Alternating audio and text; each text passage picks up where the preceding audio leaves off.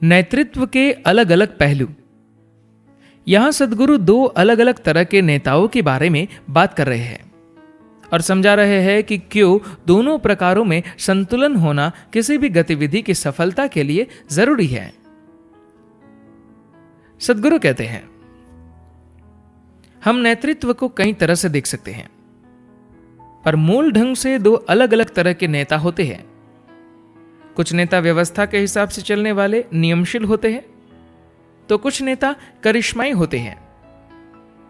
एक व्यक्ति नियमशील नेता को वही करना होता है जिसकी अपेक्षा उनसे की जाती है।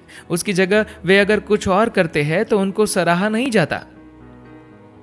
एक नियमशील नेता का काम आसान होता है क्योंकि उन्हें बस वही करके दिखाना है जिसकी उनसे अपेक्षा की जा रही है।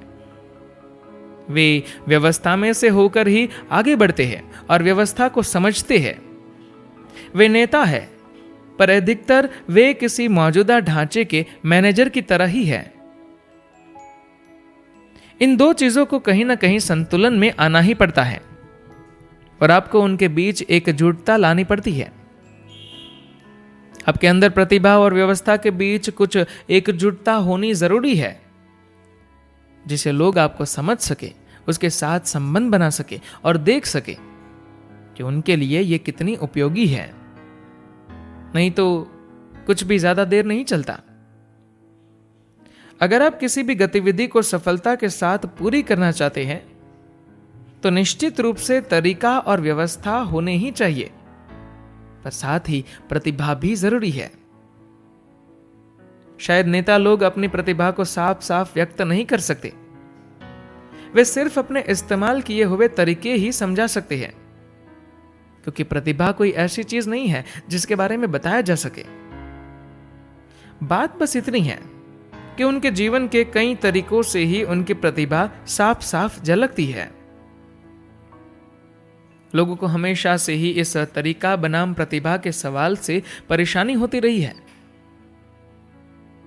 आपके पास एकदम सही तरीका हो सकता है, पर फिर यह भी हो सकता है कि आपका सारा जीवन साधारण ही रह जाए। इस पर से मुझे हेनरी फोर्ड के साथ घटी हुई एक सुंदर बात याद आती है। हमेशा से किसी भी प्रकार का काम करने वाली मशीनों में मेरी रुचि रही है, तो मेरे स्वभाव के हिसाब से मैं अधिकतर बड़े बड़े कारखानों को देखने जाता रहा हूं, खासकर वाहन बनाने के कारखाने को।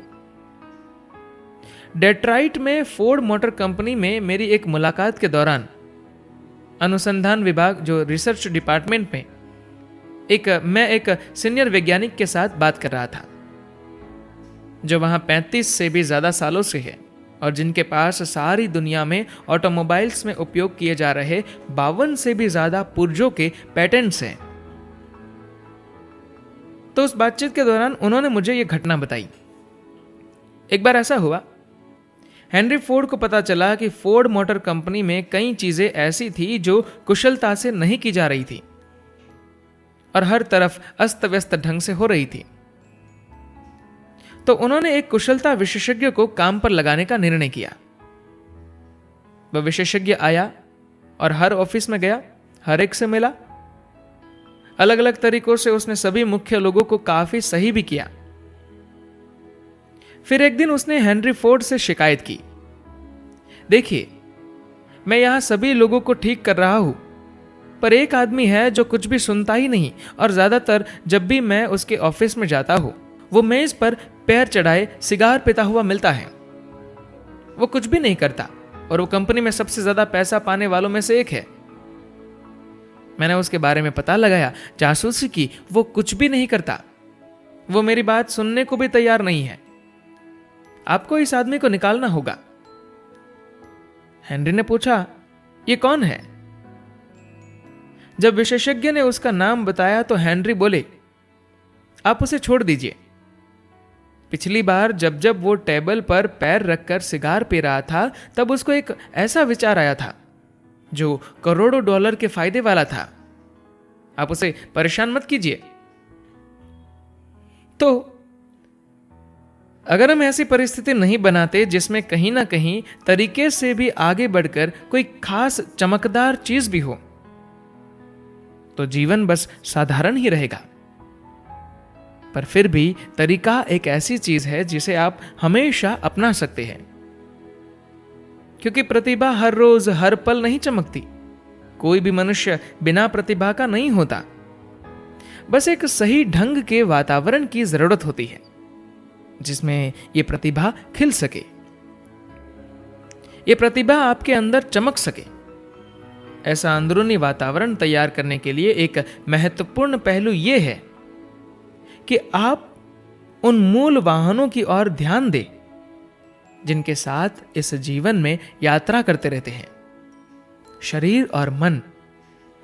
जीवन में आपकी सफलता का स्तर मूल रूप से इस बात से तय होता है कि आपने अपने शरीर और मन का कितनी अच्छी तरह उपयोग किया है।